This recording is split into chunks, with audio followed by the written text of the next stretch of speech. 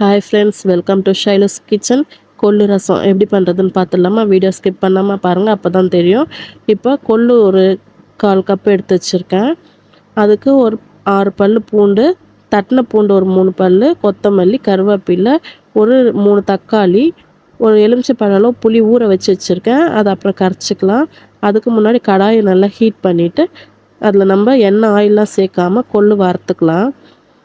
இந்த கொள்ளு ரசம் அவ்வளோ ஒரு ஹெல்த்துங்க. இருமல், சளி எல்லாத்துக்கும் நல்லது. நம்ம வெயிட் லாஸ்க்கு மெயினான ரெசிபி இது. அது மட்டும் இல்லைங்க, கொழுத்தவனுக்கு கொள்ளு, இளைச்சவனுக்கு எள்ளுன்னு சொல்லுவாங்க. அந்த கொள்ளில் அவ்வளோ ஒரு பெனிஃபிட் இருக்குது. குதிரைவாளின்னு சொல்லுவாங்க இதோட பேரை. நம்ம சேனல் நீங்கள் கண்டினியூவாக பார்க்குற மாதிரினா உங்களுக்கு ஆல்ரெடியே நான் இதில் கொள்ளு பொடி செய்து போட்டிருப்பேன், அதையும் நீங்கள் பார்க்கலாம். இப்போ இதில் மிளகு ஒரு ஸ்பூன் சேர்த்துக்கலாம், சீரகம் ஒரு ஸ்பூன் சேர்த்துக்கலாம். இதையும் நல்லா ட்ரை ரோஸ்ட் பண்ணிடலாம். கூட காஞ்ச மிளகா ஒரு 5 சேர்த்துருக்கேன். இதை நல்லா ட்ரை ரோஸ்ட் பண்ணி அதை நம்ம பவுட்ரு பண்ண போகிறோம். அவ்வளோ ஒரு ஹெல்த்தியான ரெசிபிங்க, மறக்காமல் ட்ரை பண்ணுங்கள். செம்ம டேஸ்ட்டாகவும் இருக்கும். இது வந்து வெயிட் லாஸ் தான் ஆகும்னு கிடையாதுங்க, உடம்புல ஸ்ட்ரென்த்து நல்லா கொடுக்கும், இம்யூனிட்டி பவர் அதிகமாக இருக்கும். ரொம்ப தீக்காமல் நல்லா லைட்டாக அதில் படப்படன்னு வெடிக்கும். கலர் கொஞ்சம் சேஞ்ச் ஆன உடனே இதை ஆஃப் பண்ணிவிட்டு நம்ம இதை ஆற வச்சுட்டு அதுக்கப்புறம் பொடி பண்ணிக்கலாம். பாருங்கள், நல்லா அது வறுபடும் போது ஸ்மெல்லு நல்லாயிருக்கும். நம்மளுக்கு அதிகமான தலைவலி, இரும்பல், சளிலாம் இருக்கிற டைமில் இந்த ரசம் வச்சு சாப்பிட்டிங்கன்னா அவ்வளோ சூப்பராக இருக்கும். இப்போ நல்லா வறுபட்டுடுச்சு. இதை ஒரு பிளேட்டில் போட்டு ஆற வச்சுக்கலாம். இப்போ கொள்ளை வறுத்து பொடி பண்ணி தான் நம்ம போட போகிறோம். அரைச்சி இதில் ரசம் வைக்க போகிறோம். நம்ம வேக வைக்க போகிறது இல்லை, குக்கரில் போட்டு வேக வச்சு அந்த தண்ணி எடுக்கிற வேலைலாம் கிடையாது.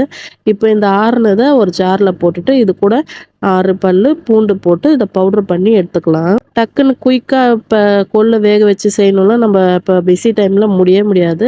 அப்போ இந்த மாதிரி டக்குன்னு பொடி பண்ணி நம்ம ரெடி பண்ணி குயிக்காக ஒரு ரசம் தாளிச்சிடலாம். நார்மல் ரசம் வைக்கிற டைமில் இந்த மாதிரி பொடியாக ரெடி பண்ணி கூட நீங்கள் அதை 2 ஸ்பூன் நம்ம ரசத்தில் ஆட் பண்ணிக்கலாம். இப்போ ஆயில் சேர்த்தாச்சு. ஆயில் காஞ்சதுக்கப்புறமா கடுகு போட்டோடனே கடுகு நல்லா பொரிஞ்சதுக்கப்புறமா நம்ம இதோட தட்டி வச்சுருந்த பூண்டு, கூட காஞ்ச மிளகா, ஏற்கனவே இப்போ கொள்ளு பொடியிலையும் நான் காஞ்ச மிளகா ஒரு 4 சேர்த்துருக்கேன். இப்போ தாளிக்கும் போதும் ஒரு 4 காஞ்ச மிளகா, கருவேப்பிலை சேர்த்துட்டு இதில் பெருங்காயத்தூள் ஆட் பண்ணிக்கிறேன். ஒரு 1/4 ஸ்பூன் பெருங்காயத்தூள் போடுங்க. இது ஜீரண மண்டலத்துக்கும் நல்லது, ஸ்மெல்லும் நல்லா எடுத்து கொடுக்கும்.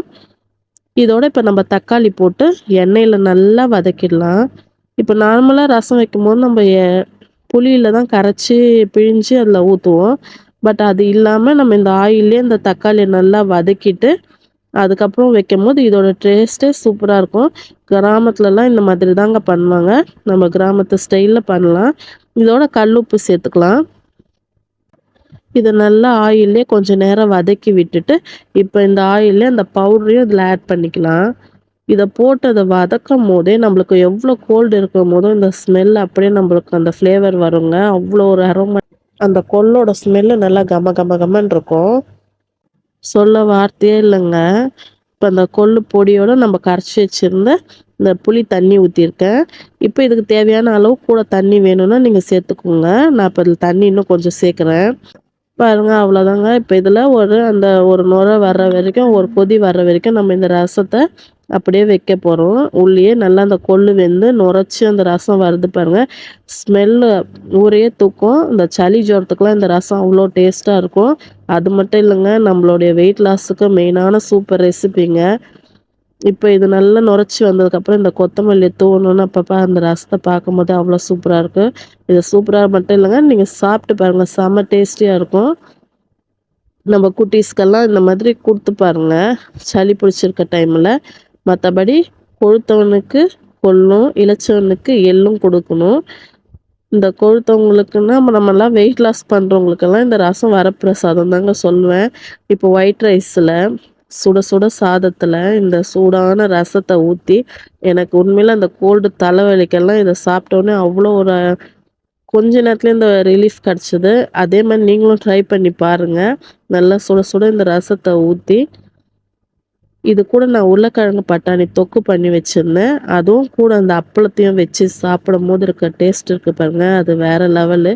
கொதிக்குது, பிசைய முடியல. அவ்வளோ ஒரு சுட சுட சுட இருக்குது. இந்த சூடா இந்த உருளைக்கிழங்கு தொக்கு, அதோட அந்த அப்பளத்தையும் சேர்த்து வச்சு, பெசஞ்சு அப்படி ஒரு அடி அடிச்சோம்னா, வேற லெவலு. பார்க்கும்போதே வாய் ஊறுதுங்க. சாப்பிட்டு பாருங்க. இத விட செம்ம டேஸ்ட்டா இருக்கும். வேற என்னங்க ஷைலோஸ் கிச்சன சப்ஸ்கிரைப் பண்ணிக்கோங்க, லைக் பண்ணிக்கோங்க, ஷேர் பண்ணிக்கோங்க. நெக்ஸ்ட் வீடியோல பார்க்கலாம். பாய்.